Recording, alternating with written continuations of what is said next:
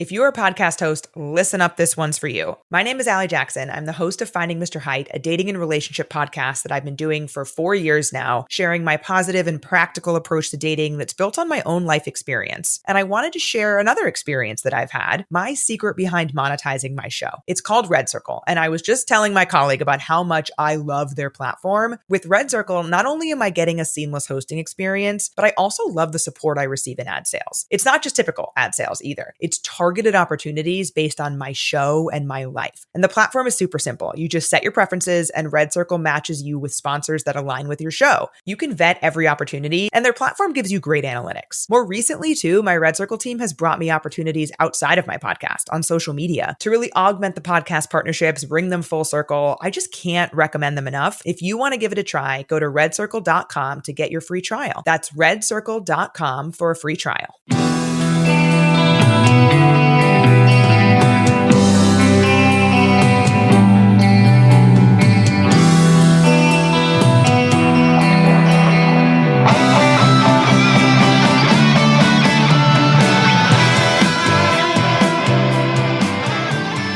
Welcome to Tunnel Talk, a no facts, all feelings wrestling podcast on the Social Suplex Network. I'm Allie. I'm Ann. And I'm Leah. How's it going, girls? Good. Yeah. I tried to think of something. Sleepy girl. Yeah. Present. I am a girl, and I'm here. Accounted for. How are my girls this week? Present and accounted for. Oh, yeah. You know, it's the dog days. It's the dog days of summer. Mm-hmm.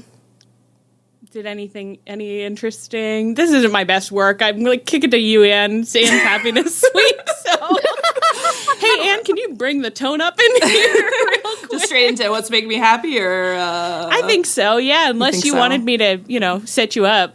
No, I don't think we need to vamp before we go into it. Ann, can you please make us happy right now? Because I really need it personally. So I'd love to make us happy. So, as you guys know, it's hot and summer. I'm spending every evening out there by the pool. Yeah. Mm-hmm. What I like to do out by the pool, one of the nerdier things about me, is I like to do a little logic puzzle. You do, yeah. I do know that about you. These penny press, like magazines, like paper magazines that you can buy at the grocery store. And it's a little booklet of like 50 logic puzzles, ranging from easy ones to very, very hard ones. And my mom used to get them when I was a kid, and I'd like take them from her and do them. And now I'm like, oh, I can buy them myself. And so I was like buying them at the grocery store. And then I realized you could subscribe to them. So you would always get the issues. They put out logic puzzles. The hottest, the newest logic puzzles. Because sometimes like at the supermarket, they sell out or they might not stock them that week. So, and they're amazing. They're made by and for octogenarians, I would say. There are often puzzles where you have to figure out like married couples, who's married to who. They are always heterosexual married couples. The woman has always taken the man's name. Sometimes in the puzzle you have to figure out what gender is which. They're like Pat and Chris could be either gender, and you have to figure it out. But there's never a gay couple in there. Yeah. Do you think you could write in, like, do they have a letter to the editor section in these? They don't have a letter to the editor situation, but I bet you could write it. It had never occurred to me, but there are sections where they're like, oh, if you need like more guidance on how to do these puzzles, like send a self-addressed stamped envelope to this physical address. That's how they're doing it. I'd love for you to write in, and maybe in an octogenarian persona, like you're a really persnickety 83-year-old woman who's like, it's 2025. I've had enough of these heteronormative puzzles. Yeah, I'm just like an older. Maybe if you could get a typewriter. Yeah, my grandchild is gay, and I would like to see them represented in here. Representation for my gay grandchild. My grandchild likes to do these when we're on vacation. They take mine. And sometimes they will bring up these puzzles like some part of technology in such a way often where you're like, huh, you've never been on the old internet, have you? Like, there was one puzzle where it was like businesses and you had to like match them with their website, but each website they included the www but not the like .com part. So it would be like www.twitter end of thing. And it's like, yeah, you don't need the first part, but you do need the second part actually, or the third part, I guess. www.twitter is one of our fake news sports sources that are interviewing Tony Khan at the Mia from www.twitter. I have a question. www. Do you think you'll ever come back to Dallas? And I got you a logic puzzle did. for Christmas last year, and I remember standing in the bookstore being like, and now all of these seem to come in large print. They do. Yeah, Only large print? I think I ended up finding a normal one, but I would say at least pretty normal, 80% of them are large print. Yeah, I will say the little supermarket books that I do are they're a normal print. Yeah, for your reading glasses contingent.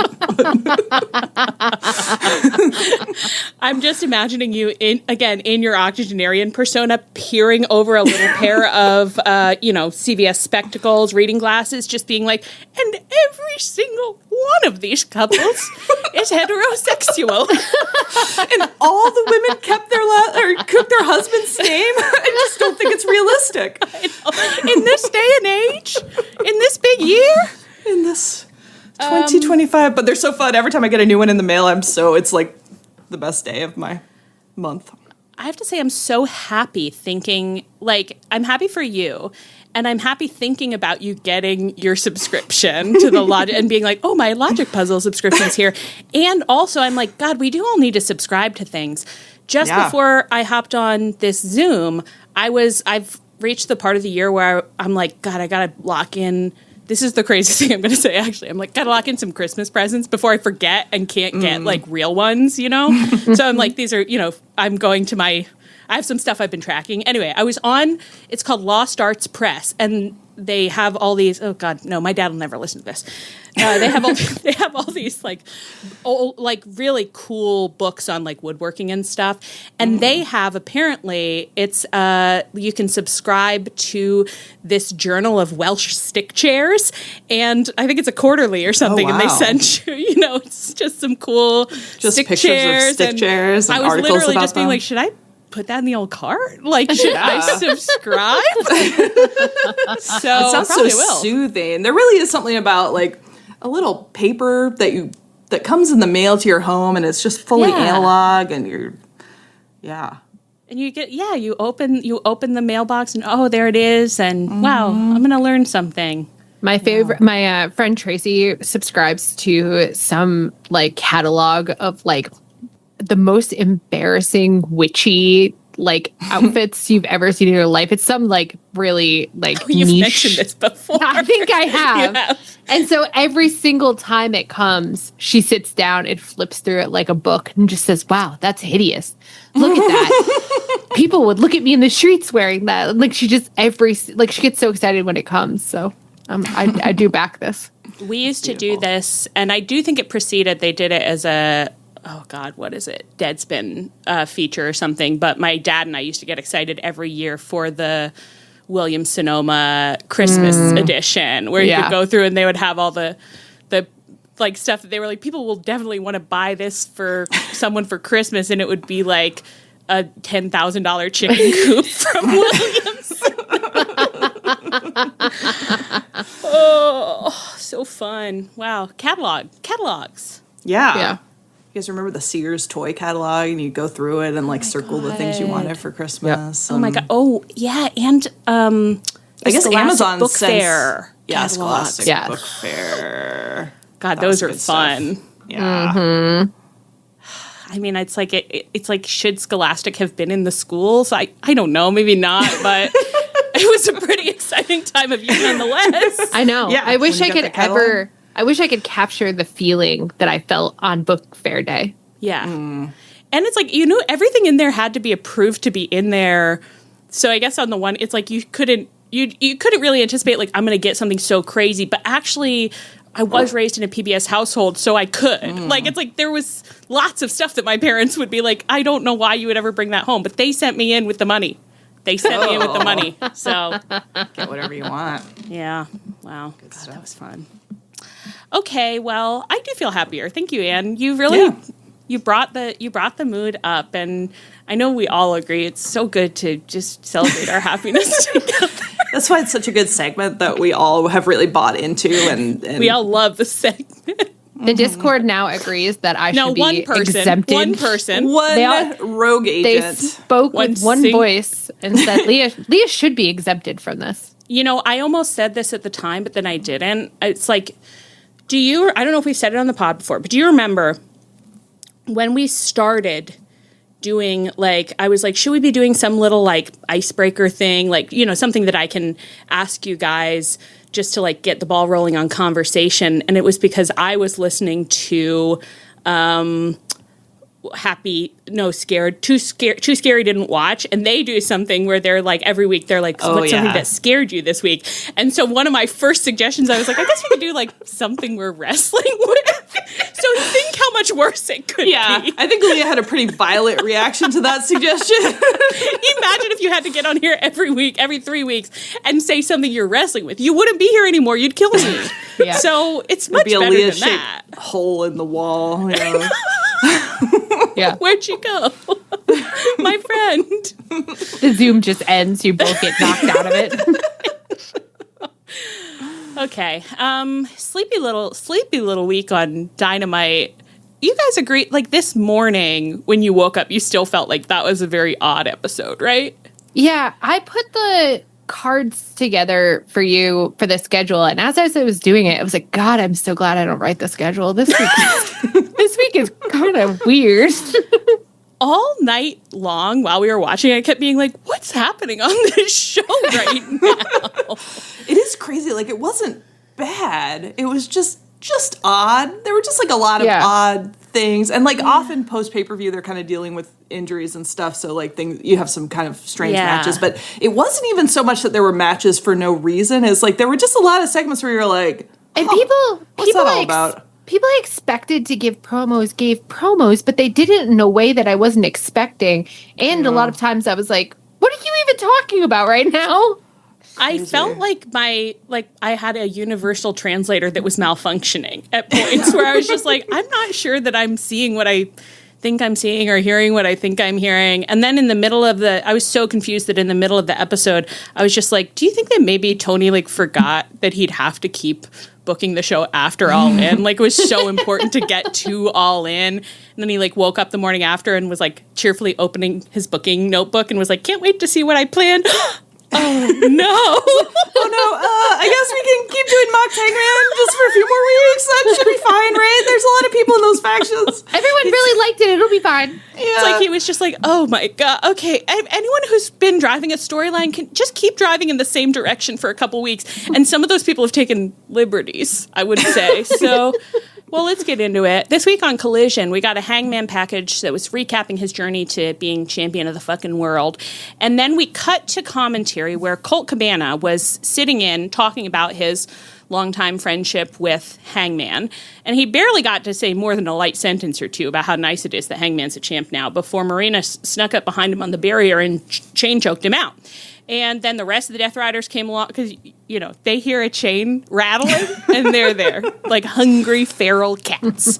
And they rolled Colt into the ring and roughed him up. And Yuta took his turn doing some chain choking. And then finally Mox got to do his favorite thing of choking to completion over the edge until Colt tapped out, which was like, this isn't a match. What do you mean? I know, it's very like, so they came out to inflict pain on you, like just to beat you up, but you tap, so they're done now.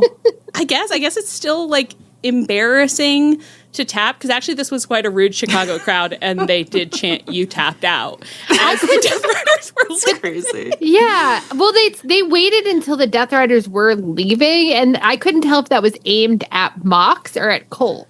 Because Mox tapped at All In. Tap out. So I don't know if they were trying to it was taunt. at Mox. Yeah. That would make so much more sense. I couldn't tell though, because it was like, well, Colt just tapped. So are you making fun of him? I don't know. And in Chicago, it's just like, who knows what Chicago that's a bit of an unclear like antecedent situation, because it's like the closest proper noun is Colt Cabana. Right. But you're right. Hopefully that was at Mox. That would make more sense. Because I was like, this is really mean. Kinder. Yeah. He was just on commentary. He didn't do anything. Just calm down. He's literally from your city. Like, be cool. He hasn't been on TV in like 2 years. This is his big opportunity coming back now that Hangman is champ again.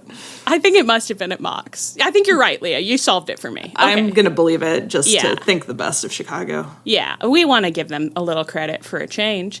So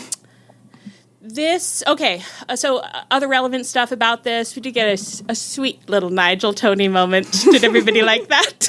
He was like, sit down. Don't get involved. Don't get involved. I was watching Collision like by myself, just skimming through it, and I like wasn't looking at the screen when Colt got choked out. So like, and his haircut is very similar to Nigel's haircut. So like when I looked up, like just a man with that haircut was like had his head, like you couldn't see his face, and I was like, oh my god, Nigel's getting choked out. And then I was like, I mean, Shivani seems upset, but not that upset, like a little bit disappointing.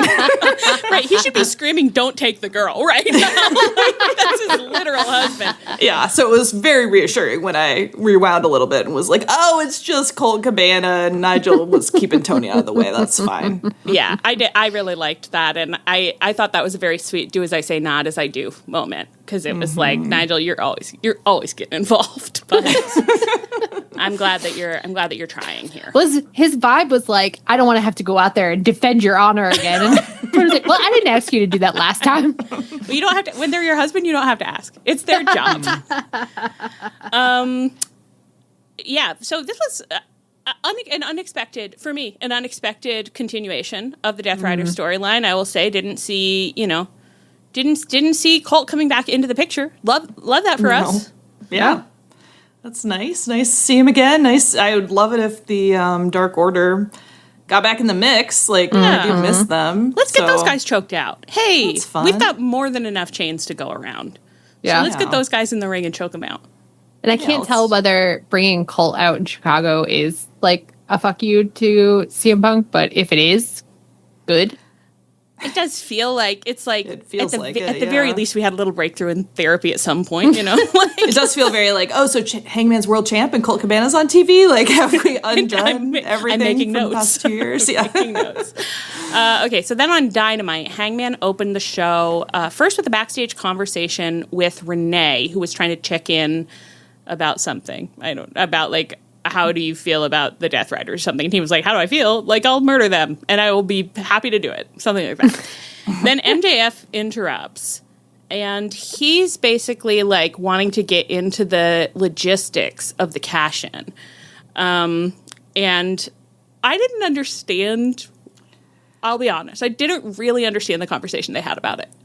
No, I think if the promotion had like clear and consistent rules about when you got a title shot, I think they could make something of this, but they don't. So maybe like a weekly or monthly like ranking, maybe some kind of rankings could maybe do they it. brought that up. Ever tried that before? Do you even think that it could? Do you even think it could work? I mean, I don't know much about wrestling, but it seems like it should. Yeah. But yeah. Well, so MJF was like, I'm going to beat you for my world championship, and I'm not going to do it with this. And it holds up the cash-in contract. Yeah. And he said, I'm going to prove a point. I'm going to beat you inside that squared circle. I think that's where the cash-in has to happen. I think. I would have thought. Yeah, I don't know for sure. And then Hangman said, you're not going to goad me into giving you a championship match. If you want a match for this championship, you're going to use that contract or you are going to earn it. And it was like, I don't know. I guess like at MJF, I was like, yeah, just use your contract. What do you mean? Yeah, and if MJF's saying, I'm not going to use this contract to do like a surprise thing when you're really tired out, it's like, yeah, so use just it say to that. say, we'll have a match next week then. You know, like you can use it that way. I don't think there's anything in the rules that says you can't do it when the champ is rested up, you know? Yeah, right. I don't think I haven't been talked around by anybody yet into closing my heart to the cash in. My heart remains tentatively open to something fun happening cash in wise, but I will say I didn't understand. I didn't know what we were doing psychologically here. I was like, I don't really understand the beats that we're hitting here. No. Well, you know, it was MJF like, is incredibly online, so it did kind of feel like he heard some of the conversation about surprise cash-ins and was kind of sort of engaging in it, but I don't know for sure.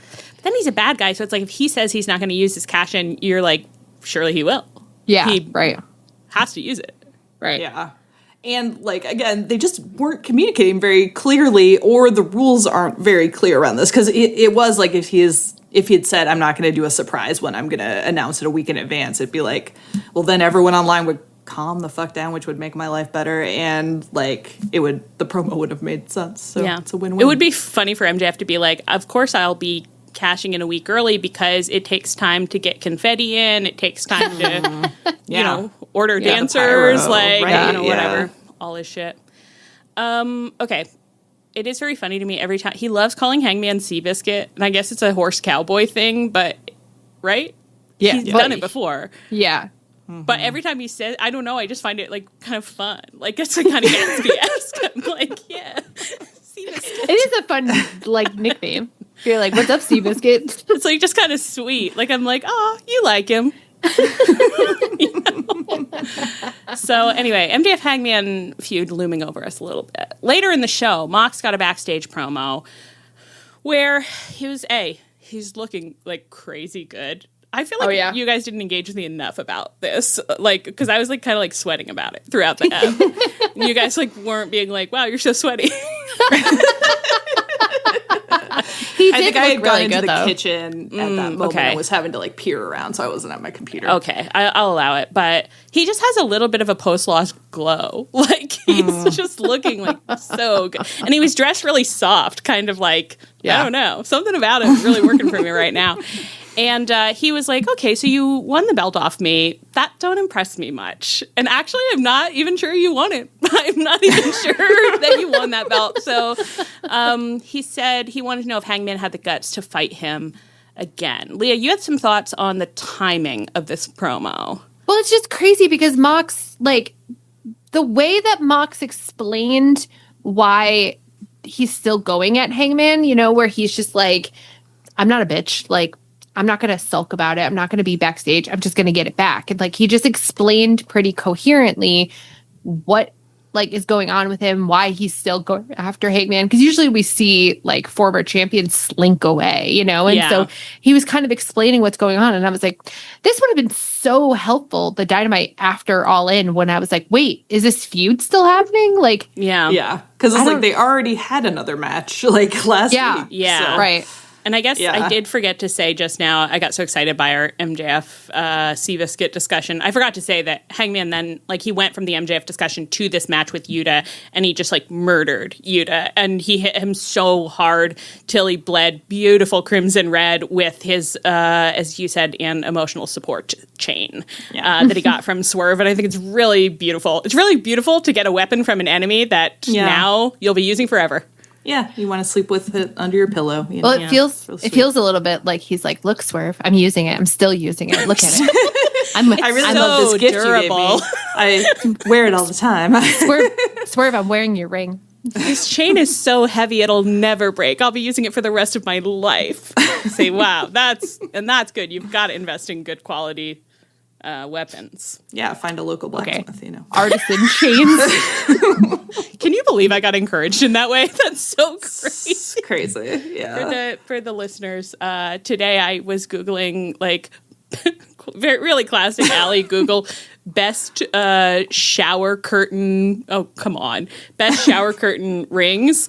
And it took me to a Reddit post where someone was like, oh, these shower curtain rings for sale are such garbage. Like, where can you find a quality shower curtain ring? And someone had replied and said, try your local blacksmith. You will find many good examples at local Ren fairs, LARPing events, and like horse stables or something. Yeah. It was so funny. Like, your local blacksmith, like, go down to the crossroads and ask the old woman who lives in there. But I can't think of anything more Allie than her going to a Ren fair and being like, so now, do you make a shower ring? Yeah, like, how much craft? Can I commission you like a really beautiful artisan, well-made shower ring? Yeah, what do you work in? Bronze? So crazy. It was like, this is actually the kind of advice that's dangerous for a woman like me. Like, please delete that comment and someone just like link to like just anything you can buy online. Like, we can't be getting into this right now. What if I do it? Oh my god. What were we talking about? Oh, your local blacksmith for the steel chain. Yeah. Okay. All right, so now we're back to the timing, though. So Mox has already, or Hangman has already fought Mox in the trios last week. I think it was trios. And Hangman has moved on to murdering Mox's minions. Is this the appropriate time to now be cutting this promo where you're like, I'm not over it. Let me get my hands back on your body. It's really funny because it's like, yeah, we all kind of picked up on that. It's really clear you're not over it. Like, yeah, it's surprising and it's been confusing for several weeks why you guys are still fighting. But you might be wondering why I'm still fighting him. It's because I refuse to stop fighting him. Yeah, totally, for sure. Got it. Got it. It is crazy though, because although today I was like trying to think of like a good metaphor where I was like, it's like as though like Frodo threw the one ring in the volcano and then he still had to wait. He did actually, and then like I like went through a few different fantasy properties, and I was like, there often is a little mop up battle after the big battle, I guess. So like we're in the Scouring of the Shire. Yeah, that actually that's a pretty. That kind of cheered me up about it. Right. Yeah. Okay, yeah. But it is funny, though, that all the commentary about it is like, these Death Riders, and now they have a tight grip on the AEW locker room, and they won't stop until they've destroyed everyone. And it's like, yeah, as per usual. It's their same MO. Like, I'm not even saying that as a criticism. It's just like, there's nothing new about it. Just, you know, maybe we change up the language a little bit. Anyway, so we get to the end of the show. Mark Briscoe and Claudio main event. Mark Briscoe wins. The Death Riders cruise out to beat him up. Mox hops on the mic, and he says, Hangman Page thinks he's the champion. He thinks he's the champion because he's walking around with a belt. Yeah, he is. Pretty much. Hangman Page ain't the champion yet. We want to make sure nobody around here gets too damn comfortable. No one has been comfortable. So don't... No one in the promotion has been comfortable. No one in the IWC has been comfortable. Like, don't worry. Everyone's been really uncomfortable. Hangman comes out and is like, okay. Yeah, I'd love to touch your body again. I'm the champion now, though. So we're going to fight on my terms. We can have another match. There'll be no ringside interference. And it'll be next week. And Tony Khan enthusiastically says, yes, book it. So it's been booked for next week. And I feel fine about this because I assume he's going to put his shoulders to the mat. And I love that. Yeah. Mox was so, like, as Hangman was saying this, he was, like, getting so close and, like, looking at his mouth and doing these little twitchy, like, ooh, I wish I could touch you right now. Right. And even when Hangman walked away, Mox was kind of, like, walking around the ring, wagging his tail, and I was like, oh, you got horned up big time. Yeah. It's like, you can't make me go out there and fight an Adam Copeland again. Yeah. Horny at all. Mox is like, I've had like a lot of blue balls during my reign. You're not letting me off. Like, you're gonna let me come to completion. Please hang me by a steel chain again. That's all you're gonna let me lie down and take it and take it and take it until I can take it no more. I'll tell you when I'm done.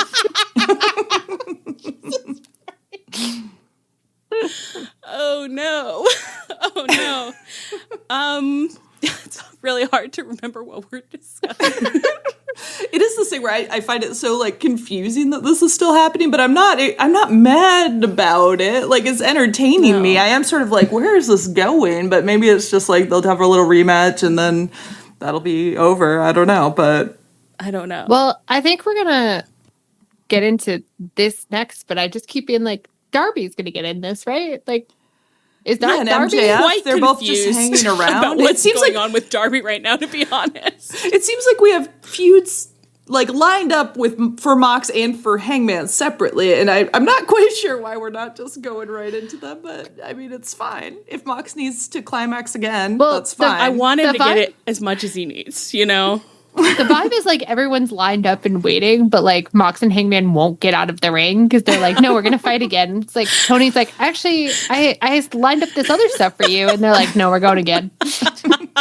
We both had rough years. We're going again. We're going again. Well, it is a little, and it's like, yeah, it's like Mox is like, yeah. We've been doing the interference thing, so fun. I've been loving it, but I need it to be just you and me. I need it to be just you and me. Just you and me and a referee. Just you and and that should be a rom-com. Yeah, Darby has been showing up and just lurking. He's just been lurking, like, nearby. Like, I guess he showed up in the crowd during this match and, like, distracted Claudio, which helped Mark Briscoe win, but he didn't get involved at all, did he? So it's like he's just doing kind of like a Grim Reaper specter thing who's, like, appearing to the bad guys and they get spooked and then they die. And it's like, you usually love hitting people, and to be honest, I wouldn't be opposed if you wanted to, like, get on in here and, you know, just, like, tope someone. I wouldn't mind, personally, but if you don't feel comfortable doing it yet, that's okay. Yeah, well, it's kind of interesting that he's gone back to, like, his and Sting's, like, lurking in the rafters thing. I mean... What happened to him on that mountain? What happened to him? Well, it's really confusing because it's been so long, and I'm like, Darby, you must be jonesing to be thrown around. Like, maybe it's an edging thing. He's, like, addicted to the weight now. Well, time will tell. Oh, yeah. Come down from those fences, Darby. Okay. Any other... Oh, maybe we'll get to the... Let's get to the Yuta stuff later. That's where I typed up the Kris stuff.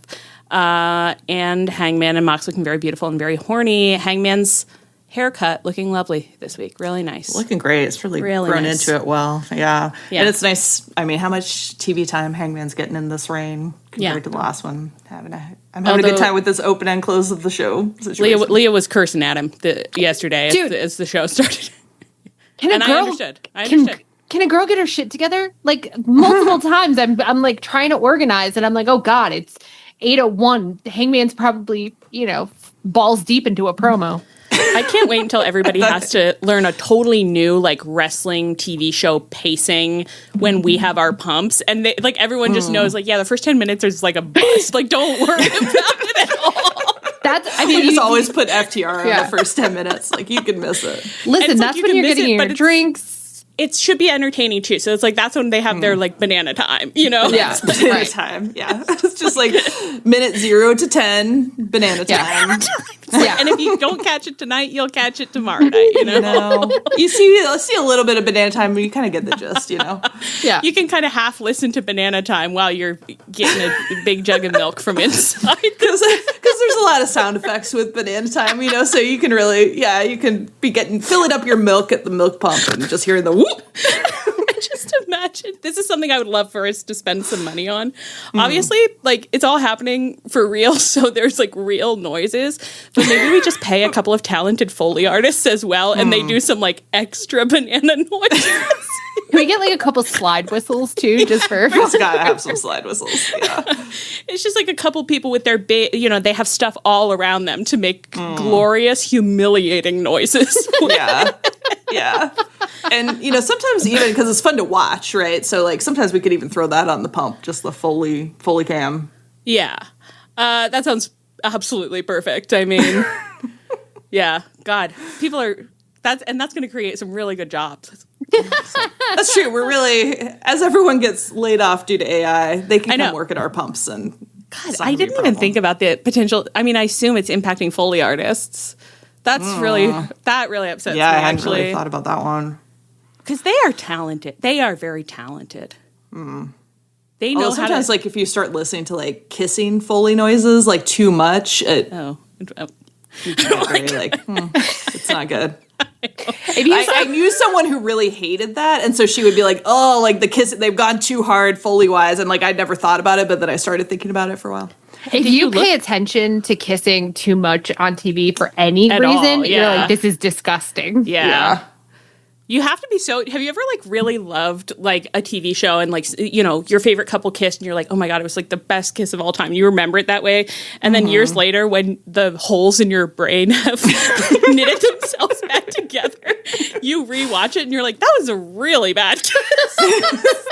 Not good at all. Are you thinking of, like, a specific? No, I have, like, just can't remember what, like, movie or TV show it was where I remember being like, this is the gold standard for a kiss. And then I rewatched it years later and it's, like, very weirdly shot in, like, half slow-mo and, like, you never really are getting a good glimpse at the mouth. Not that you want to get a great glimpse at the mouths, but, like, everything about it was like, that's not how I remembered it when it was making me into the person that I've become.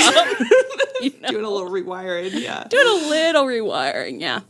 Josh from Kiss got me started after we hung out, got me started watching Love Island UK. And may I say, none of those people can kiss in any kind of attractive way. Yeah. Like every time they're kissing, their jaws are working so hard. And I'm constantly like, oh, that doesn't look nice at all. I've been watching Love Island US because our friend Aaron tempted me into that one. And it is like, you just see a lot of tongue, like more tongue than you really want to see from... It's not good. No. Their jaws are working so hard, it's going to be with me for quite some time, because it is just like they're at the Kiss gym. Like, they're just like in there, like working on their getting their reps in. Have you found also, Leo, I don't know if the UK version is like this, but watching the US version, sometimes I'm just like, these are like very young people like play acting at being sexy. Yes. It's I don't interesting. know. So in the UK version, especially, like, Josh says they used to have sex, but now they don't. So like the girls hang out on one side and the boys hang out on the other. And every once in a while, somebody will stand up and be like, I'm going to pull him for a chat. And then they go to this other part and they have like a conversation. And then they go back to their separate sides. And it's very like middle school dance. Mm-hmm. And like, the artificial, like, we're coupling up, we're not coupling up, I want to be in a couple with you. I'm like, yeah, this is how you date in middle school, where you just, like, announce by, like, a note, like, we're dating now, and dating means that, like, maybe you hold hands at lunch. Like, this is, Love Island is a huge middle school role play, and I'm obsessed with it. It's so funny, and they have to talk about their feelings like so much. Like it on like day one, they're like, "So how are you feeling? Like how are you feeling about that?" It's like you guys have known each other for 48 hours. Like this is wild. You don't have to feel anyway at all. You can, it'd be more normal to feel very little. I think. I'd love it for a contestant at some point to be like, "I don't know you. I've only known you for 12 hours, so I don't care." I'm so kind of mad that I'm not in college as an anthropology major right now. Like, I'm like, I could have gotten so many papers out of this. Like, these lucky college students now, well, I guess they're just having ChatGPT write them. I'll have all the fun of writing your anthropological papers about Love Island? It's dark. Come on. It's really dark. Dude, it would be better to do it yourself. You'd have a blast. It would be. And you'd learn something. You'd learn something about the mating rituals of the youths. I do think it's so funny because a lot of it, like, I do kind of feel like I'm doing anthropology because I'm like, wow, like, in American culture, like, what has sort of trickled down to people who aren't very bright? And it's, like, so much therapy language. It's crazy. Oh, yeah. What are they saying? Oh, they're all on a personal growth journey, you know? Like, yeah. Well, that's just called life. I mean, that's what life is, you know? Yeah, I mean, they're not wrong. It's just funny to hear, but don't put it that way. Yeah, 22-year-olds in hot pants talking about their personal growth journey. I mean, of course they're on one, but... The Brits talk about their feelings less because they're so repressed. Oh, yeah. Sure. That's probably... I wish we could see all the... Oh. I'm excited to check out what's going on in the U.S. as soon as I catch up on all 31 episodes of the UK version. Wow. And there's a lot of episodes in those, seasons. I know, it takes up so much time. I have seen a certain number of clips from Love Island US, and they all seem to be sex games. Like, it's all just like, can you do something that's almost but not quite sex to somebody in this room? And they're like, I'd love to. Middle school. It's all middle school role playing. It's crazy. This one girl in the most recent US season that I'm watching, she came on and they all had to like kiss people like in the first little activity. Like, they were like, pick two boys to kiss and then you pick one of the two to couple up with after you've kissed them. But one of them, she was like, well, I'm a Christian and I don't date kiss on the first date. So she just kissed them on the cheek. And it was like, what are you doing on like the slut show for sluts? Like, that's crazy. That's wild. Crazy. I mean, by episode 4, she's like full on dry humping them. But I mean...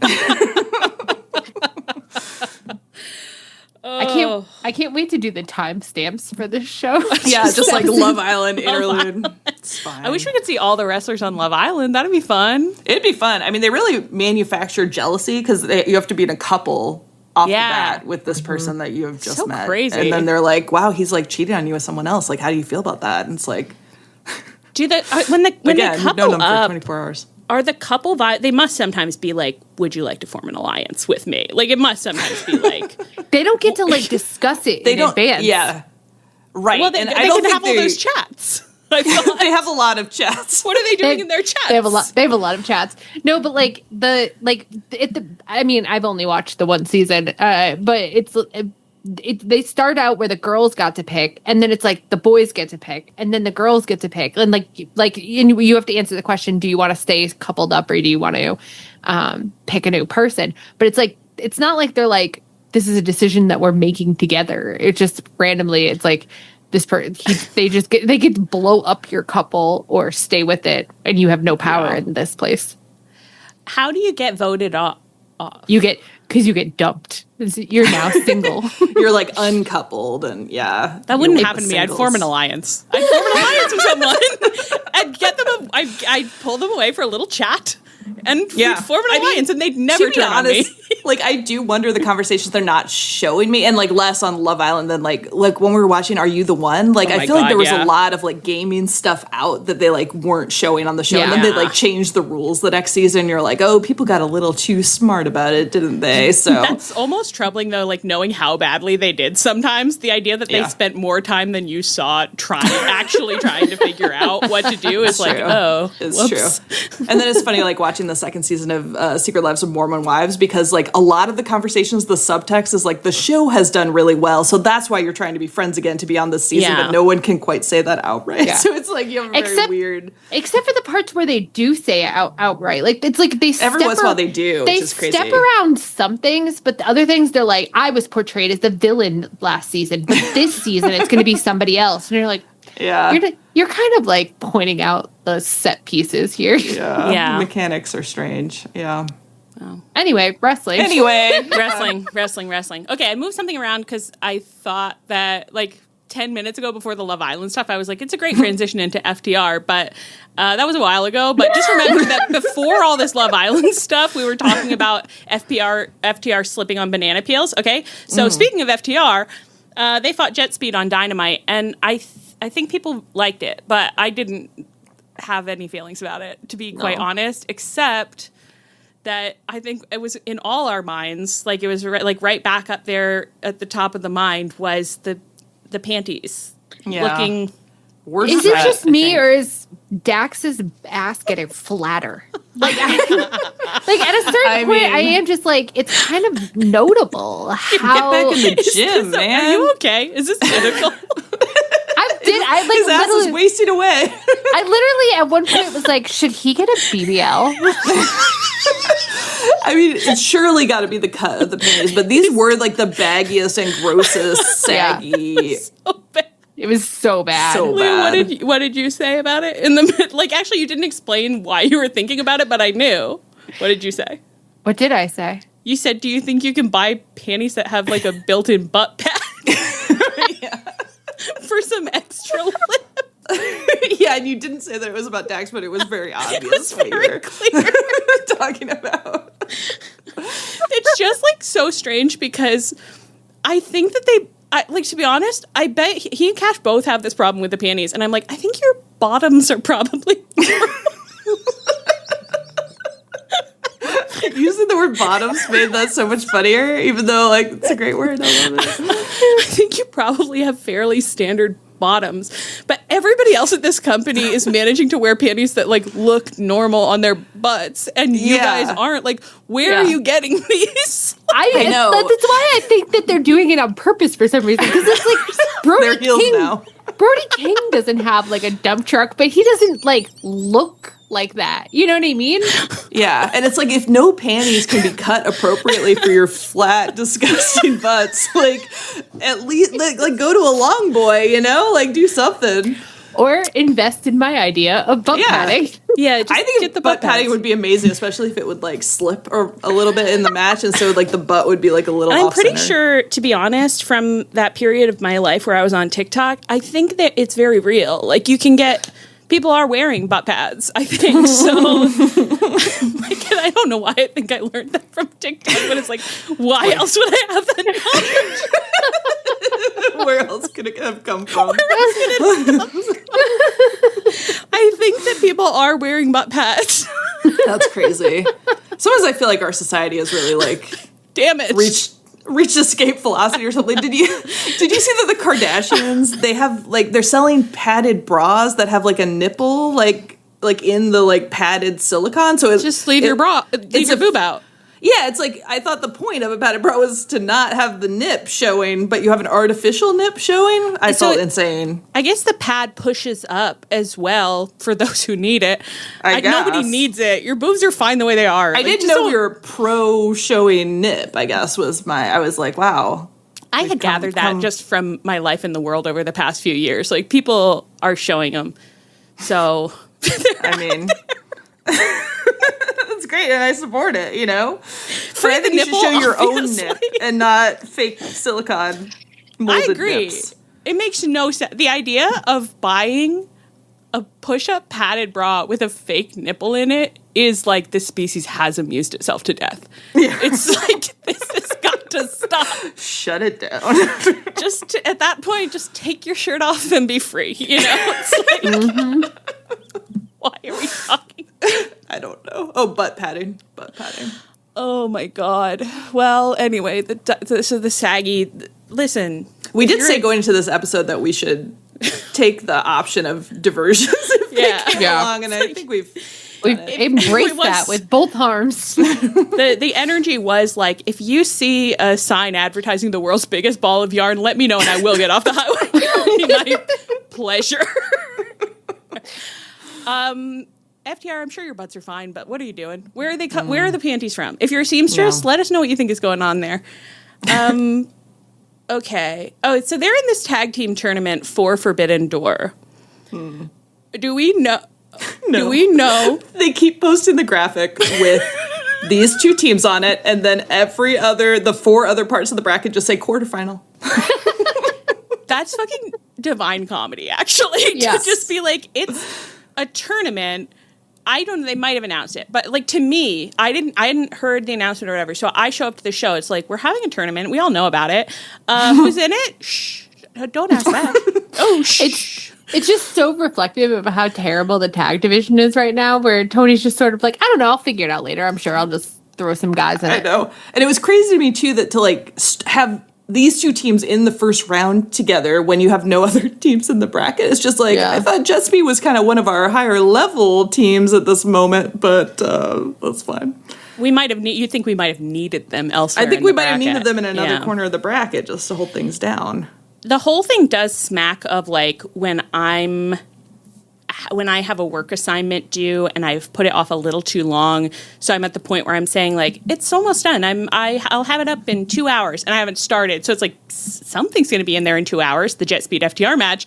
The rest of it, I think it'll be in there by Sunday. We'll get there. We'll get there when we get there. Little TBD. Okay, so FTR win by cheating. I just thought, the journalism, TK is the... Yeah. And... Yes. Wow. I'm connecting the dots. That's so fucking funny. TK is TK come to life. TK is TK. TK is TK. When TK is TKing, When TK has TK written all over every part of the bracket. I love the idea that, like, Tony's turning in, there's TKs all over, and everyone is just like, and to be clear, you don't mean Tony Khan. Like, you do mean, like, to come. And Tony's like, that's what I said. That's TK. It's a big TK bracket. Don't worry about it. I'm TK. You're TK. We're all TK. Okay, Stokely hopped on the mic, and he said, Adam Copeland belongs in prison. And I loved that. That got a pop from us. We were like, agreed. Yeah. Not just agreed, but like, Stokely, this is actually the best thing that you've said as FTR's manager. It's the funniest thing you've said as FTR's manager. If this doesn't become a meme in the online wrestling community, I don't know what we're doing here. Like, we should be responding to everything saying Adam Copeland belongs in prison. So then Stokely was railing against Cope until Cope's music hit, and he came out. And then Stoke was like, cut his music. And they were doing the thing where it's like they cut the music, but the crowd is loving singing, so the crowd gamely sings on, and so it's like the music is still there. And I thought, give me a fucking break. Well, Adam Copeland stood there and looked so like touched and taken aback. Shut up. I have to say, I miss the days of Judas, where Chris Jericho would come out looking like an imperious Roman emperor about everyone knowing Judas. He's like, as you should. He was like, yes, of course they do. Adam Copeland That is true. Jericho never makes a face like, oh, you guys. Like, I don't want that from him. No. I don't want that from any vet. No. I just had the thought, I hope I still know all the words to Judas. It's been so long. I hope I ever get to sing it again. I miss him no one is going to like to hear it, but I don't care. I love you, Chris Jericho. I miss you every day. Come back, Big J. Please come back, Big J. I know none of you want to hear it. I don't care. It was better when he was here. All I want is 5 minutes a week. Is that so much to ask? Can I have anything for me?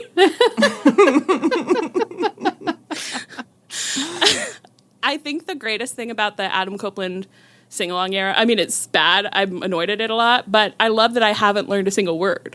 No. I don't know. No, that's true. Whereas Judas, we had picked it up pretty early on. Kind of against our wills. Yeah. Yeah, we didn't try to. Yeah. No. I don't know if it's just like the way people are singing or like the way that I even picked up all of fucking Cult of Personality, you know, like, and we left our punk era pretty fast. Yeah. But something about, I don't know, Adam Copeland, is it da-da-da-da-da-da-da? Yeah, something like that. Don't know a single word. No. I don't even know the name of it. No, I've avoided learning it. Yeah. Okay. Well, so then Stokely was like, don't come out here because I think he was like, it's illegal for you to be near FTR as well, you know. And then I have here Copeland shrugged, feigning forgetfulness. I forgot I can't get within a certain amount of feet from you guys, right? I totally forgot about that. Who arbitrated this? Like, and has he even laid hands on FTR recently? Am I crazy? I don't remember him having a restraining order, but it also, like, I feel like I had blocked out, like, everything that happened with him and FTR, and it was so long ago that it's like, it could be. Well, he didn't attack them before leaving because they attacked him. He might have attacked them last week and I've forgotten about it already. I mean, he attacked them kind of at the pay-per-view. He was kissing Christian. I don't think he was paying them that much attention. He menaced them with a spike. I just want to know what he means when he's like, I forgot I can't get within a certain amount of feet from you. Like, show me the paperwork. What's happening back there? No one has ever been banned from being near anyone ever in wrestling. It's either like if you're allowed in the ring, or if you're allowed in the building, it's all on the table. Yeah. When we think of all of the feuds that we've seen that were like brutally insane, and Toni was just like, no, they'll work it out. They're fine. But for FTR and Cope, he's like, we got to get lawyers involved. There's a restraining order. Something doesn't add up here. Maybe this is related to the butts somehow. It's like a conspiracy. I don't know where I'm going with that. Okay, Cope put a curse on them for their butts to waste away. And wow. So they got a restraining order, but it doesn't work because the voodoo doll is, you don't need to be close.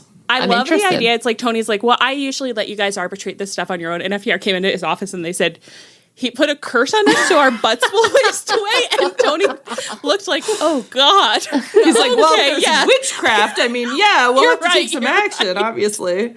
Okay, I do have to act. That's unacceptable. Because what if he started placing that curse on other butts? Yeah. Which he still could, because he hasn't been banned from being near anybody else. So. And the butts and thighs at the company are looking so good right now. Like, maybe he did like an exchange spell. Toni going, my beautiful butts? Not the butts that I brought the Thigh Master in for. like a farmer looking at his field of pumpkins. He's like, what do you mean they're going to get stomped? My beautiful butts. They're all going to be flat, even Mark Davis. This is about to be my best butt harvest of all time. That's why the vibes are good. It's the beautiful butts everywhere. And the juicy thighs. This episode is... I don't know what's going on. Okay. Okay, so Adam Copeland is like, I put a curse on FTR's butt, so I'm not allowed to get near them. But you know what? I made a business deal with some gentlemen, and they were willing to come down and do what I can't do. Oh, and by the way, their business is hurting people. Okay. A face hiring a heel to do a beatdown is a fucking heel shit. What's happening? What do you mean? It's crazy.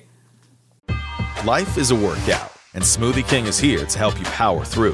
Whether you're crushing morning miles or sprinting through back-to-back meetings, give your body the energy, protein, and power it needs to help you conquer your goals. Only at Smoothie King.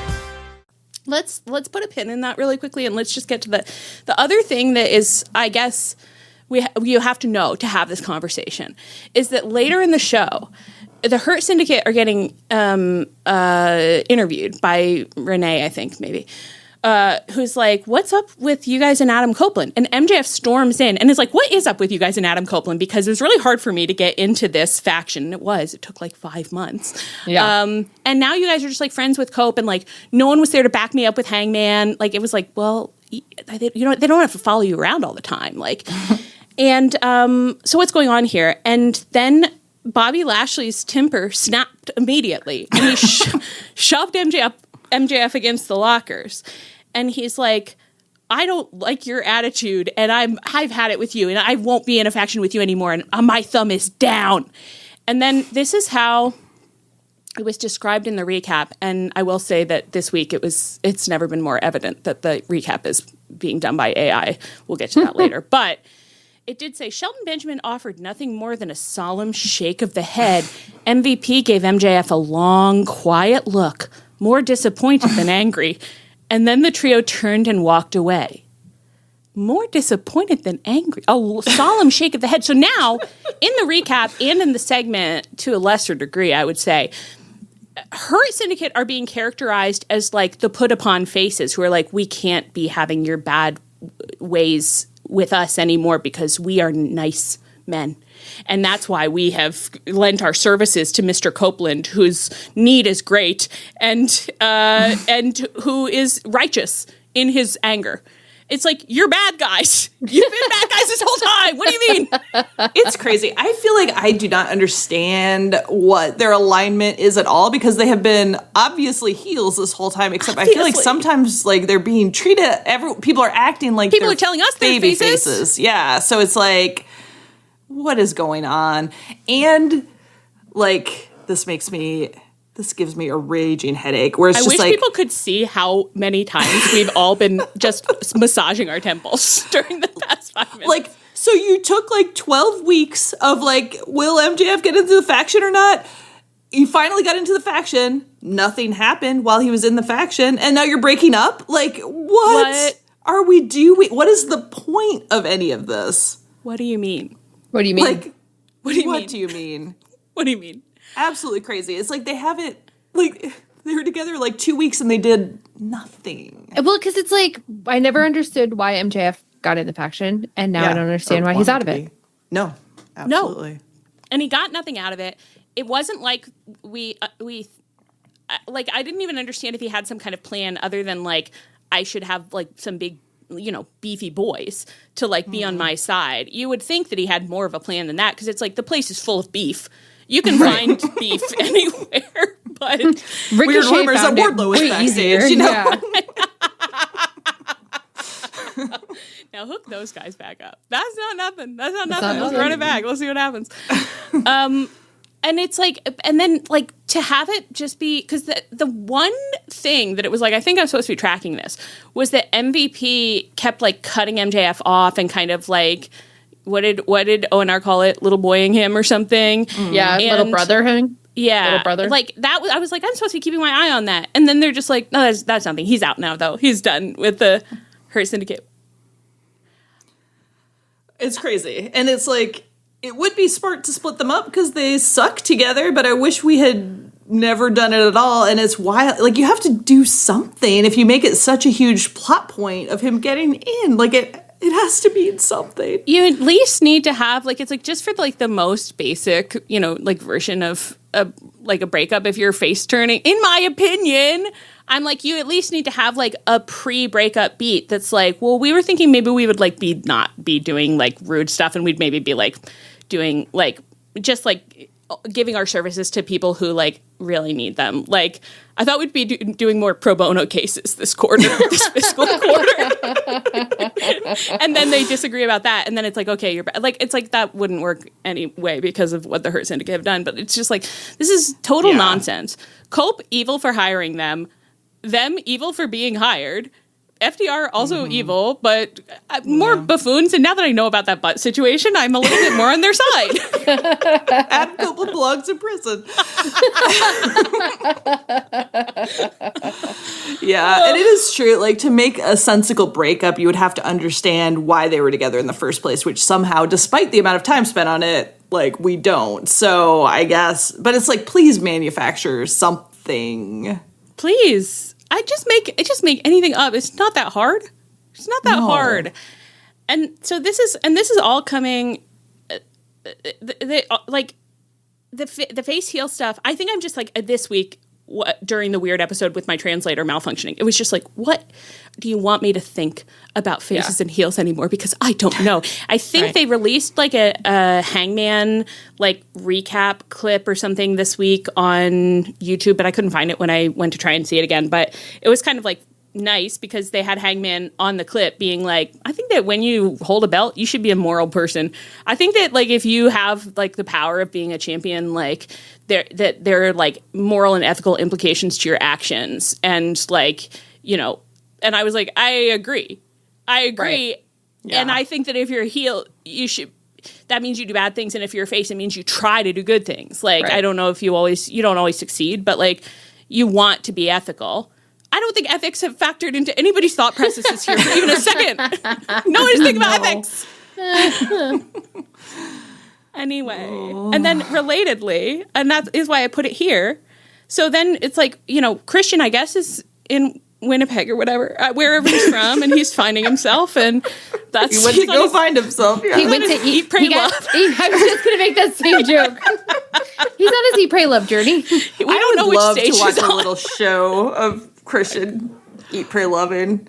To be honest, another thing nobody wants to hear, but I'm like, if they're just looking for, you know, it's like 6 episodes of content, send him to Italy. Send him to Italy. Yeah, you know? I'd love to watch him pick out some wines and then, you know, really get in touch with himself. Yeah, affair. You know, find his sensuality. God, yes, please.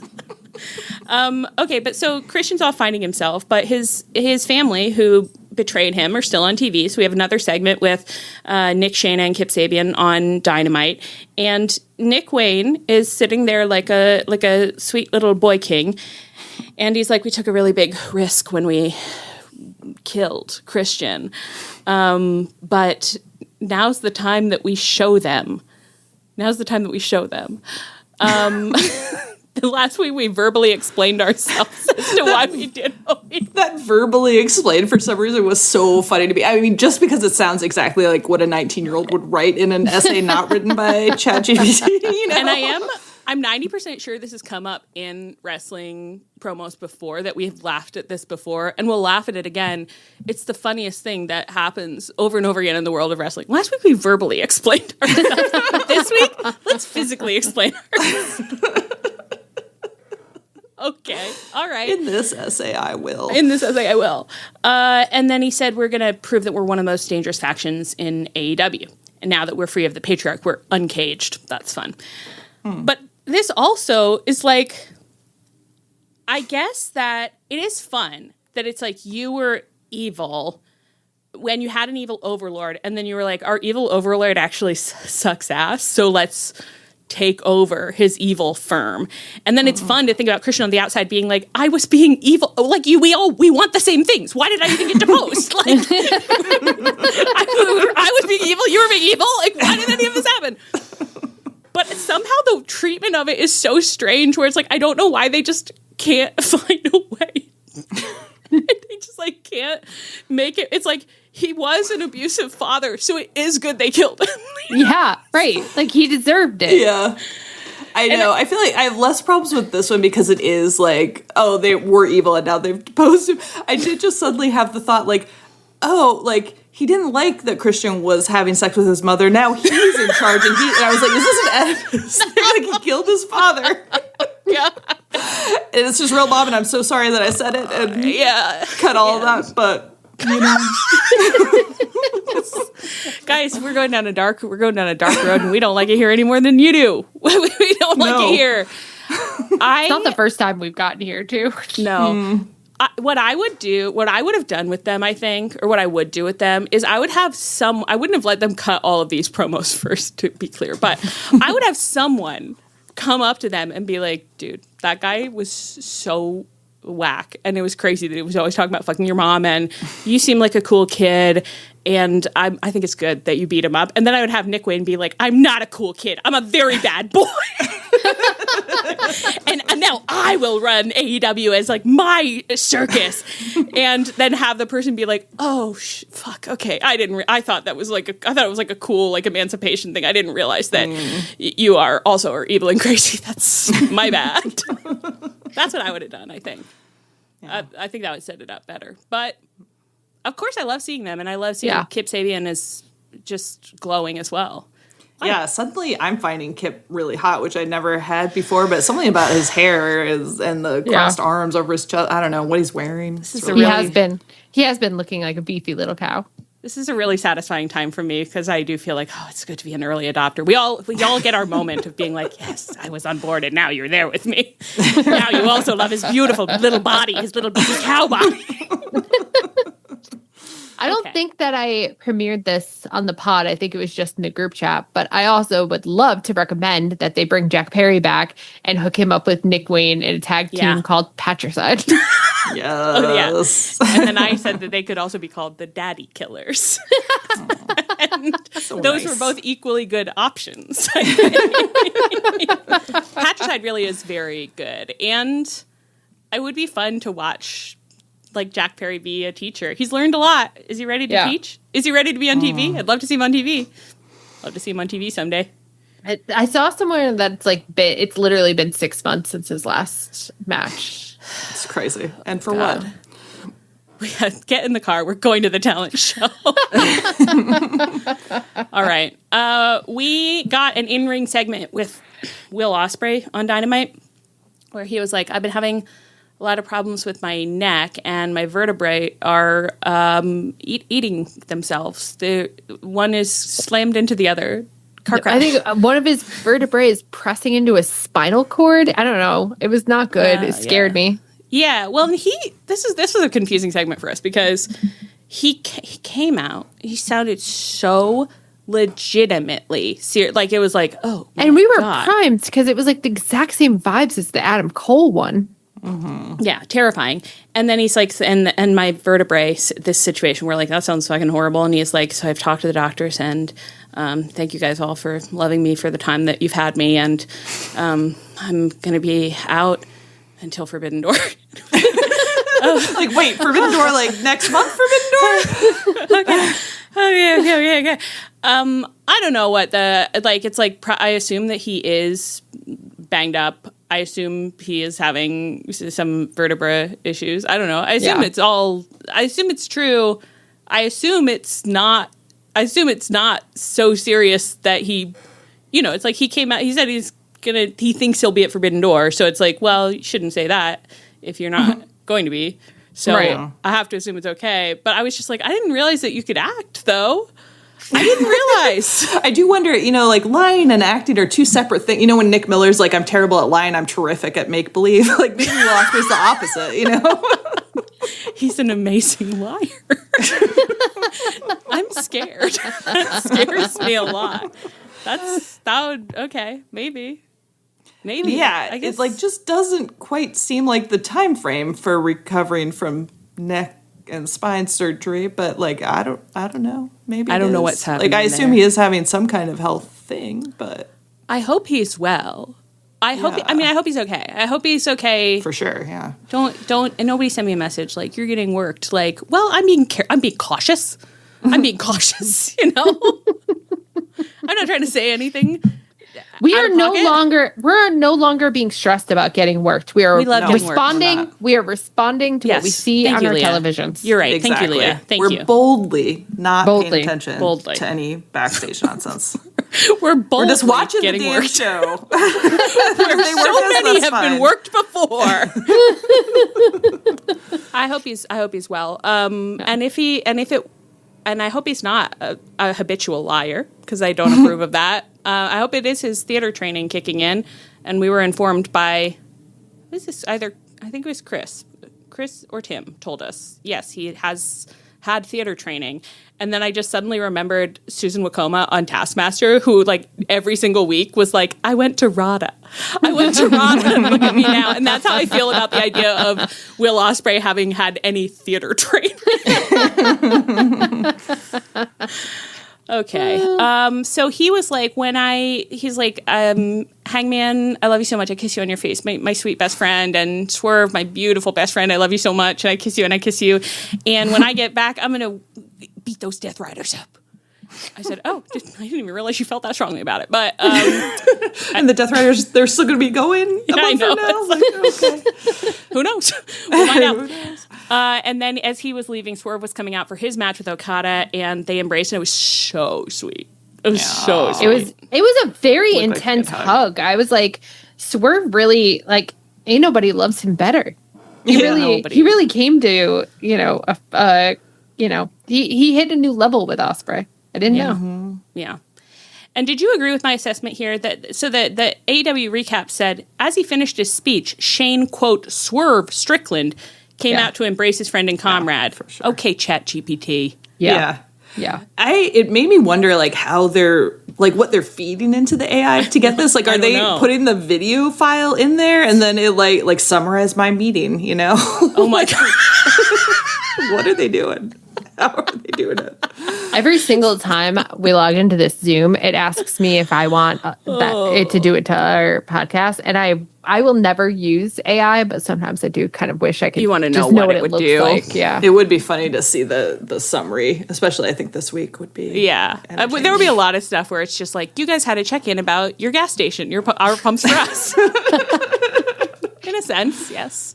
Okay, and then Swerve did fight Hechicero, and that was very good. I enjoyed it. And then the match got thrown out because of interference, which I feel like usually people just kind of win, even though there was interference. But not this time. And then Okada came out and he hit Swerve with a chair, and Swerve tried to hit him with a chair. And I thought, Okada's looking really fucking good.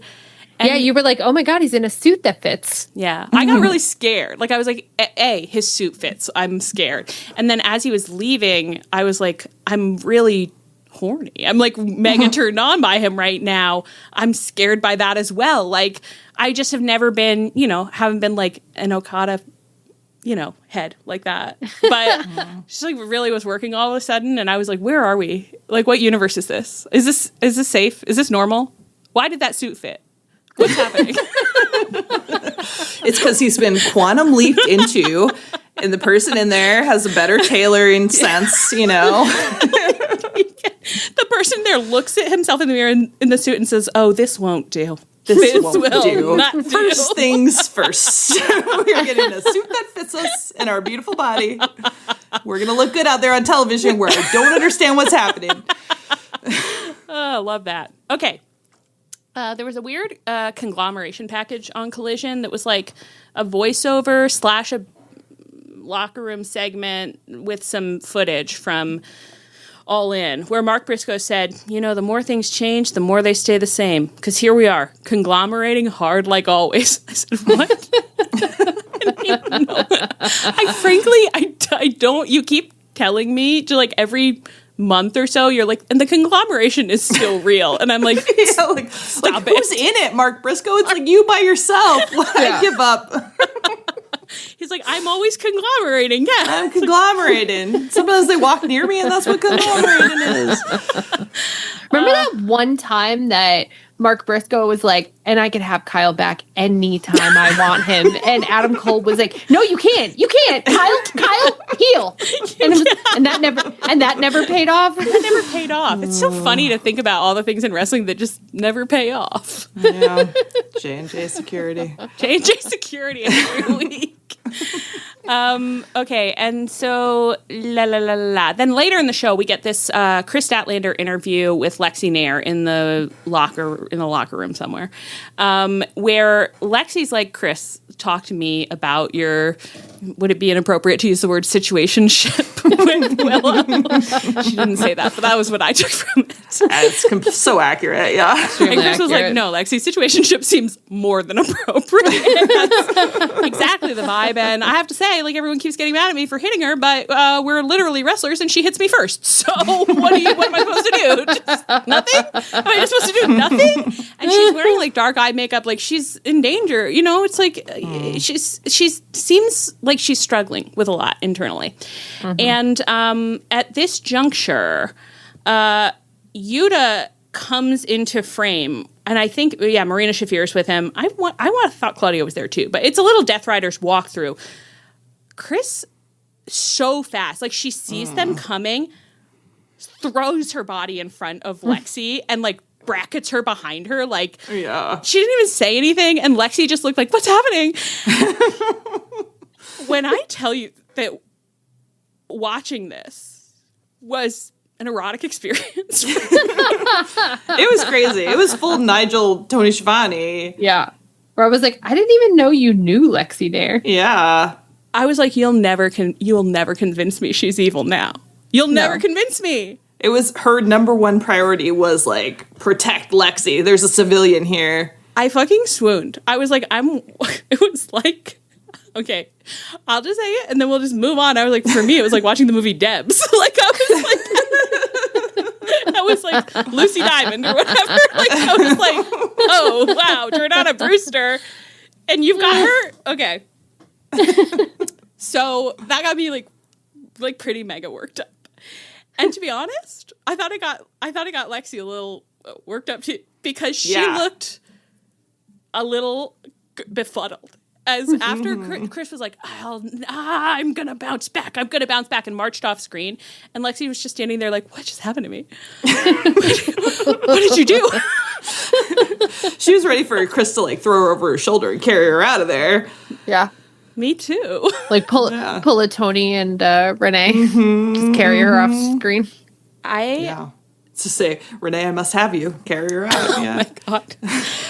This is all I want to see. This is all I want to see. Someone on Discord, I wish I could remember who, and I'm so sorry. I hope it might have been Emmy. I don't think it was. I think it was someone else, but someone was like, it's like AEW's figured out, like, it's a cheat code if like a wrestler protects a non-wrestler. Yeah. And I was just like, yeah, and it's a fucking huge cheat code. Like, it's like immediately I'm like, I love you. That's so ethical of you. It's so sexy and ethical of you. Take notes. Girls are attracted to ethical behavior. Oh my God. Think about that, Adam Copeland. Put somebody else's safety before their own. I'm gonna cry. Horny cry. Anyway. But she did have this, she'd had this interaction with Yuta, her mean little brother. And then as Yuta was talking to her and being like, doing this little snotty thing, and then Marina was like, come on, and like grabbed him, and Yuta was like, okay. It was like funny to me, his tone. The only way that moment could have been better is if she had grabbed him by the ear and like dragged him by the ear instead. Yeah. Like it was very much like younger brother deal. Yeah. I'm very interested that they're still doing this and their storylines are still intersecting. And we did get like a little like a Willow segment on Dynamite where she was kind of like, yeah, I've been mixing it up with, the Death Riders and Kris Statlander. And anyway, but, got to keep moving forward and I'm going to have a feud with Tekla now. And it's like, that's great. What are you all doing together? Where's all this? Is it going somewhere? I'm getting edged. I like it. I don't know where it's going. I like it. No, I'm into all of it. And I really like that they are like playing with Kris and Yuta's history. And I would love, I'd love Kris joining the Death Riders, or like her and Yuta like ricocheting off into something else would be really fun too. Yeah. And that feels like kind of possible right now with them. Like Yuta obviously is getting beaten up, and then he did get embraced really sweetly by Jon Moxley with when his head was all bandaged up from the Crimson Mask, in a way that like felt like Mox was being like, "I'm actually a good dad." Stop saying I abused my son. We're actually fine. He likes it. And he looked a little bit like he had, like, it was like, I hope he's on concussion watch. You know what I mean? Like, in kayfabe. Like, he just had a kind of bewildered expression. Like, what's happening right now? Yeah, well, we'll see where it all goes. Anyway, Athena did some, I think, much-needed balcony work on Collision. Someone had to start using those balconies, and she did. And she was mocking Toni for a while before Toni marched out to the ring and said, "I'm the only balcony bitch in this business, darling." And I loved that. They went back and forth about whether Athena was going to cash in, and ultimately she didn't. I didn't finish this description of what happened. So I don't remember what happened. Oh, Toni. Okay, now I'm remembering. Toni was like, "If you won't come down to me, I'll come up to you," and raced up the stairs. And then Athena was running away from her. And then Toni had a big balcony moment where she was like, "Well, whatever, go away. I love it here, my beautiful public." That's what happened. Okay, good job, Allie. Whoa, straight off the dome. What'd you guys think? I like this better than I did the last week, minus the one moment that I'm sure we're going to get into. But like, I just like promos so much more when they're talking to each other than backstage stuff. So I'm just glad that they did get this kind of face to face. Yeah. And it is very fun to like use the space a little bit, have some shenanigans and stuff. And I really like Athena, and I'm really happy she's on screen. Although she did call Toni a whore in a way that didn't feel fun. It felt a little. I know, and it's like Toni has been using whore recently, but not towards anyone else, just towards herself, and in a very like tongue-in-cheek, like playing with it way. Right. Whereas like the way Athena used dirty, it was disease-ridden whore is a little bit of an ooh. I don't like that. That feels. And it's one thing to call yourself the whore you all adore, and it's another thing to call another woman a whore in like a gross way. I think this took me into a bit of but respect sex workers. Please. Yeah, right. So let's all be careful. It's like, we're walking these lines, and it's all about context, and so let's be careful. Let's all be careful. Let's all be very careful. Yeah, but I like they got the go back and forth. And then I liked. So, I don't know who on comedy on commentary said, "This is looking theatrical." Yeah, it is. It really is. Yeah, very good point. Such a fun little venue. Yeah, it's a great venue, and it's fun to be there for a while and to be like, we're in the round for the next 4 weeks or whatever. The thing about Daly's Place is they were there so long, they were really starting to be able to use certain pieces of the backstage in a way that you would start to recognize, and I'm kind of excited for that to happen a little bit here. I wonder if, like, when they are, like, in a venue for the first, or whenever they're in a venue, I wonder if, like, people are going around and being like, this would be a good place to do something, like making notes, being like, these are our venue notes. I'm like, is someone, just keeping a record of, like, this is what we could use this for in future? I hope there's, like, an advanced team that, like, shows up early and is like doing rounds and being like, okay, I know you said you wanted to have Mox do a backstage promo. We've scouted these 3 locations if you want to run them by him. You know what I mean? That'd be such a fun job. Like, do you have a stairwell? Is there a stairwell I could get into? What's the worst place to record sound? Where's the sound the worst in the whole place? Yeah. Mr. Moxley, we actually found you some really beautiful locations, and I want the nastiest stairwell you have. Stat!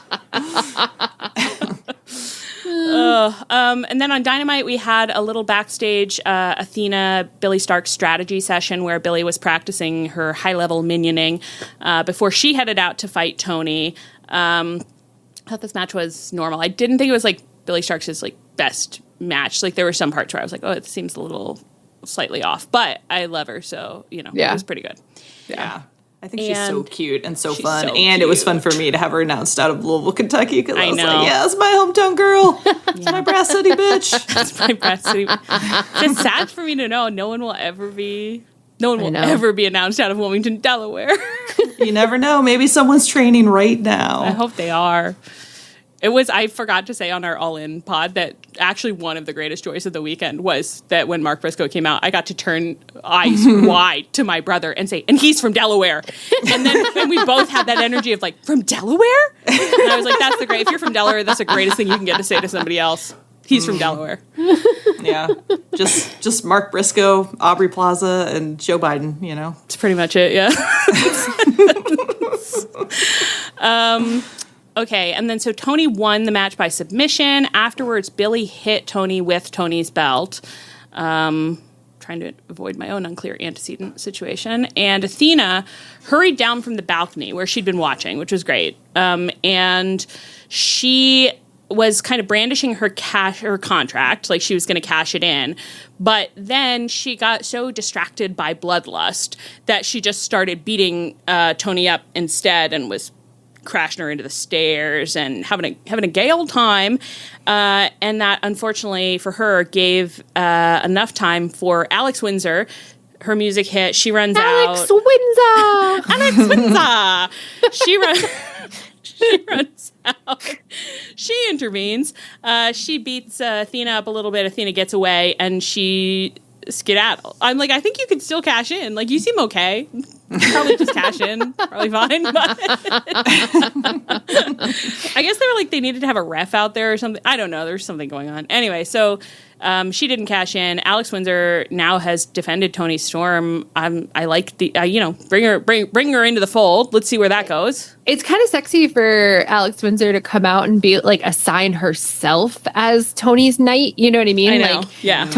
Toni's just princessing around, and Alex Windsor's like, you need to protect her, and I will be that person. Yeah, I know. It's like, why isn't some strong woman running out there to save her? And I guess it's Mina is injured. I think I missed this. She broke her hand. Yeah. In the match? In what? Yeah, I think in whatever her last. I think so. Yeah. Oh my god. Mm-hmm. Oh, I hate that. Bummer. Yeah, that sucks. Oh, that's really sad. Well, I really hope that like they continue not to mention that Alex Windsor is I think they're now married, I think, to Ospreay, because I desperately want him to keep telling stories about the missus, and they never make it clear who the missus is. I know, I do love the idea. It's like he's telling some long convoluted story about like and then I showed her something, and then she comes out and they don't acknowledge each other. That's fun. Yeah, on it's the very fun. passing on the ramp, you know. Yeah. And he's like, his whole story is about how the missus is mad at him about this, and he had to make it up to her and all this stuff, and then it's just like, anyways, the women's division is Alex Windsor fighting. Damn it, that's so addictive. I know. I keep having this fully insane reaction to her where every time she comes out, I'm like, oh, she's so cute and she looks so young. And then being like, what did you expect? Yeah, she looks like she's around the same age as Ospreay. Like, what on earth? I don't know what the missus envisions for me, but. I really like her energy. I thought she had like really fun, like brawler energy. Like she just like got fucking in there. Yeah, totally. And she is very cute. I would love to hear her give it just a little promo, give me a little hint of it. Maybe like her and Toni could go get dinner or something, and we could see a little of that or something like that. Oh my god, I would love to see a little series backstage where like Alex Windsor is like, I'm your protector now, and Tony's like, well, we'll have to get to know each other. Let's go on a couple dates. You know? They go to a trampoline park, and they go to that place in the Chinese restaurant. That's damn it, we're getting our asses canceled. I know. Nobody's happy with our ideas. Pitching a little brochachos 2.0. I think it should be something like, I think it should be like Tony's being like, well, let me take you to the most darling little restaurant. And it's just her dressing room. And Luther is the waiter. And there's steak and wine and a sheet cake. And then they sing about the steak. You know, if a wrestler invited you to a room and there was a sheet cake in there, you would have it would be a little terrifying. Backing out the door, just like, oh, we can do this another time. I see you have cake. I don't need to be involved in that. Oh, so yeah, happy. So no one's cashed in yet, but we'll see how those cash-ins play out in future. See if they figure out how those little rules work and how they want to play it. So. But if they can't figure out how the rules work, alternatively, we can just continue to be confused, and that's its own enjoyment. Yeah, it's fine. Got to enjoy the ride when you come to wrestling. Was there anything you wanted to talk about that you didn't get a chance to talk about? I forgot. There were one or two things I did want to bring up. I did really love on Collision that Max Caster was fighting Kyle O'Reilly, and Kyle started running away, and Kyle chased him around the ring while he yelled, "Stop, Kyle!" into the mic. Kyle. Beautiful work. Kyle, stop, Kyle. It was so funny. Kyle's body was so juicy. Roddy was there, and he's been looking kind of distinguished. I don't know, it's because his grays are coming in. Glasses kind of work for me, and yeah, he was looking cute. I kind of liked it, and I forget what that was about. And then there was some conglomeration intimation at the end of this that I felt like was that Kyle and Roddy were going to fight Ishii and someone else. It felt like they'd been trying to set up some conglomeration knowledge that I hadn't onboarded. And I was like, I don't know what you want me to take from this. I wish I knew. I'd love to know, but I don't. But I'll follow Kyle. Kyle's got to get back into the conglomeration. He can bring Roddy if he'd like to. He can bring Roddy. Yeah. That'd be fine. I love the idea that Kyle's like, yeah, I'd love to come back and just be a lunatic. I'm going to bring my normal boyfriend. Is that cool? And everyone's like, I guess. Our energy is very like, Kyle and Roddy need to be rehabbed. And like most wrestling fans, they mean like, wow, they really, like Jetsby got treated bad by the Hurt Syndicate. And we're like, they've been so boring. They need to know what their personality is. Oh, we don't care how much they lose, but they need to be get weird. They can lose all they want, but that's what being buried is on Collision with Adam Cole, you know? I feel bad saying it the week after Adam Cole, and I'm really sorry. And Adam Cole, it truly is all of our traditional best to you and your family. And I really mean that. I'm really sorry, and I hope everything's okay. But I did feel like, well, Kyle, you're being kind of a lunatic this week. I love it. I fucking love it. I also just I'm just going to float this one. We'll just see if it goes anywhere. So Scorpio Sky is back, and he now is in this faction with Top Flight and Christopher Daniels. Is there. Yeah. And Don Callis. And he was wearing like a SCU shirt, like SCF in U, which was like, oh yeah, I forgot that was a faction. Kind of takes you back. And Don Callis, I came over and was like, "Do you guys want to join my faction?" And was like, "Do you have just endless resource? Like, how many bunk beds do you have? Like, at a certain point, that has to stop. Like, you can invite everyone to join your faction." But Scorpio Sky was like, "No, I don't think so." And then Christopher Daniels like stepped in and was like, "We absolutely don't think so." And he really got up in Don Callis's face. And I'm just going to be tracking it because I thought, like, there's something there. There's I don't think I can go for bald for bald. I don't know, Leah. I feel like you might. I don't know what's going to listen. I don't know the future. I don't know what's going to happen. But something about the way Christopher Daniels was talking to him, I was like, you guys have been here before. And it didn't end well. I sense I've walked these floors. Sexual tension. And there's really nothing like old men who've known each other for 30, 40 years in wrestling, you know? Yeah. Mm-hmm. I mean, I didn't particularly see it in this one, but my heart is open. I'm willing to be taken on a ride. It could turn out to be nothing, but it's like, I just, I'm always keeping my eyes open, and I'm not, I'm not saying it because I want Don Callis to have sexual tension with someone. That's not it at all. But I just thought, Christopher Daniels, this is an interesting energy from you. I haven't seen this very much. You're really giving off something. Don Callis is bringing something out of you. So, I'll be tracking that closely. Thank you. Nice. Thank you. On that note, I think I've been Allie. I've been in. And I've been Leah. This is Tunnel Talk. Our theme is by Chris Corkin. You can find us on Twitter, Tumblr, Twitch, and Blue Sky at Tunnel Talk Pod, via email, tunneltalkpod@gmail.com. We have a souvenir stand. You can find it at chop-tees.com. You can find us on our feed, on the Social Suplex Network feed, where you can check out all the other great podcasts on the network. And you can find us on the Social Suplex Network Discord. please rate, review, please, God, please rate, review, and subscribe to us wherever you get your podcasts. Stay frosty. And as always, please come back next week.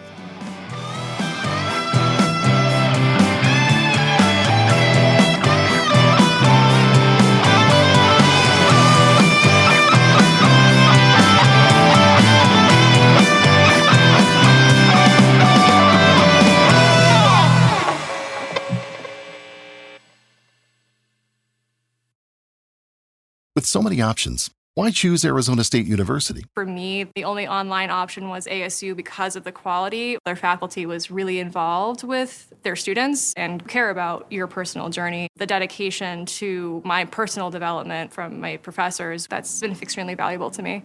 Earn your degree from the nation's most innovative university. Online. That's a degree better. Explore more than 350 plus undergraduate, graduate, and certificate programs at asuonline.asu.edu. If you're a podcast host, listen up, this one's for you. My name is Allie Jackson. I'm the host of Finding Mr. Height, a dating and relationship podcast that I've been doing for 4 years now, sharing my positive and practical approach to dating that's built on my own life experience. And I wanted to share another experience that I've had, my secret behind monetizing my show. It's called Red Circle, and I was just telling my colleague about how much I love their platform. With Red Circle, not only am I getting a seamless hosting experience, but I also love the support I receive in ad sales. It's not just typical ad sales either. It's targeted opportunities based on my show and my life. And the platform is super simple. You just set your preferences and Red Circle matches you with sponsors that align with your show. You can vet every opportunity and their platform gives you great analytics. More recently too, my Red Circle team has brought me opportunities outside of my podcast on social media to really augment the podcast partnerships, bring them full circle. I just can't recommend them enough. If you want to give it a try, go to redcircle.com to get your free trial. That's redcircle.com for a free trial.